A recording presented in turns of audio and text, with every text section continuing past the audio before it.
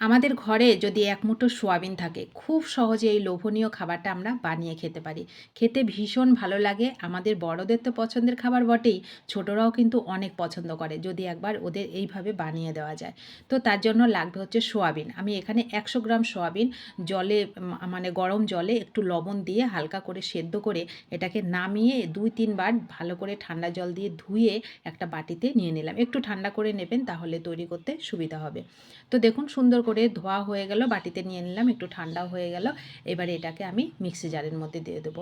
খুব চটজলদি খাবারটা তৈরি করা যায়, খেতে ভীষণ ভালো লাগে। আর ছোটরা কিন্তু এমনি সোয়াবিন তৈরি করে দিলে খেতে চায় না। তো তাদেরকে যদি এইভাবে সোয়াবিন তৈরি করে দেওয়া হয়, ওরা অনেক মজা করে খাবে। আর আমাদের বড়দের তো খুবই পছন্দের খাবার, কারণ আমরা বড়রা সব কিছুই কম বেশি পছন্দ করি। তো সোয়াবিনটাকে আমি মিক্সি জারের মধ্যে দিয়ে দিলাম, কোনো রকম জল দেওয়ার দরকার নেই। 2টো কাঁচা লঙ্কা আমি এখানে দিলাম। আপনারা যেমন ঝাল খাবেন ঠিক সেরকমই দেবেন। তো লঙ্কাটাকে দিয়ে কোনো রকম জল টল না দিয়ে একদম কিমার মতন করে আমি সয়াবিনটাকে পেস্ট করে নিয়েছি। তো পেস্ট করা হয়ে গেলে এবার একটা বাটিতে নিলাম, এখানে 1 টুকরো আদা একদম ঝিরিঝিরি করে কেটে নিলাম। এই আদাগুলো মুখে পড়বে যখন, খেতে ভালো লাগবে। তো আদাটাকে দিয়ে মিডিয়াম সাইজের 2টো পেঁয়াজ ঝিরিঝিরি করে কেটে দিলাম। আরও একটা কাঁচা লঙ্কা, একটু ঝাল ঝাল করে তৈরি করব বলে আমি ঝালটা একটু বেশি দিচ্ছি। তো তার জন্য আরও একটা কাঁচা লঙ্কা দিলাম কুচি করে। আর এখানে একটু ভাজা চীনাবাদাম একটু আধা থেতো করে আমি এর মধ্যে দিলাম। এই চীনাবাদামগুলো যখন মুখে পড়বে খেতে ভালো লাগবে।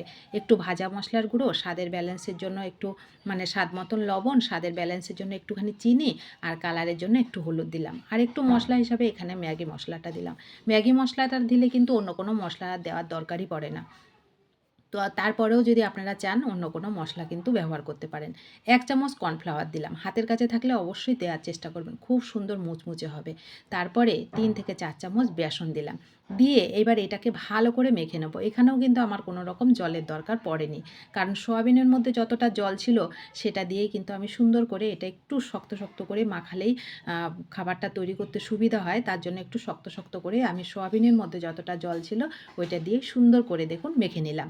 আপনাদের যদি জলের প্রয়োজন হয় আপনারা কিন্তু একটু জলের ব্যবহার করতে পারেন। তো হয়ে গেল। এদিকে তেলটাও আমি গ্যাসটা অন করে আগের থেকে গরম বসিয়ে দিয়েছিলাম। মিডিয়াম হিটে তেলটাকে গরম করে নিয়েছি। তারপরে গ্যাসের ফ্লেমটাকে মিডিয়াম টু লোতে করে রেখে একটু সময় নিয়ে এগুলোকে কিন্তু ভাজতে হবে, তবেই খেতে বেশি ভালো লাগবে। তো দেখুন প্রথমে আমি ছোট ছোট করে এগুলোকে দিয়ে দিলাম, একটুখানি তেলের মধ্যে শক্ত হওয়ার জন্য রাখলাম, মানে মিনিট খানেকের মতন। তারপরে এগুলোকে উল্টে পাল্টে একেবারে ব্রাউন কালার করে একটু সময় নিয়ে ধৈর্য নিয়ে এগুলো কিন্তু ভাজতে হবে, তবেই খেতে বেশি ভালো লাগবে, অনেক বেশি মুচমুচে হবে। আর খেতে দেখতে যেমন সুন্দর হবে, খেতে তো দারুণ মজার হবে। এই যে একটুখানি আদা দিলাম আমি এখানে, আদার ফ্লেভার।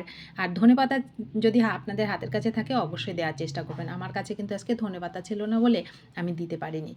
তো একটু সময় নিয়ে ধৈর্য নিয়ে সুন্দর কালারফুল মুচমুচে করে কিন্তু এইগুলোকে ভেজে নিতে হবে।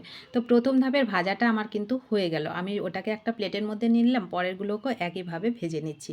তো দেখুন কত সুন্দর মুচমুচে কালারফুল পকোড়া আমার কিন্তু খুব চটজলদি হয়ে গেল। এইগুলো এই বৃষ্টি বর্ষার মানে সময় সন্ধ্যাবেলা খেতে কিন্তু দারুণ লাগে চায়ের সঙ্গে। আর দুপুরবেলা ডাল ভাতের সাথেও খেতে কিন্তু অসাধারণ লাগে। আর বাচ্চাদের তো ভীষণ পছন্দের খাবার হয় যদি আমরা একবার এইভাবে বানিয়ে দিতে পারি, ওরা অনেক মজা করে খাবে।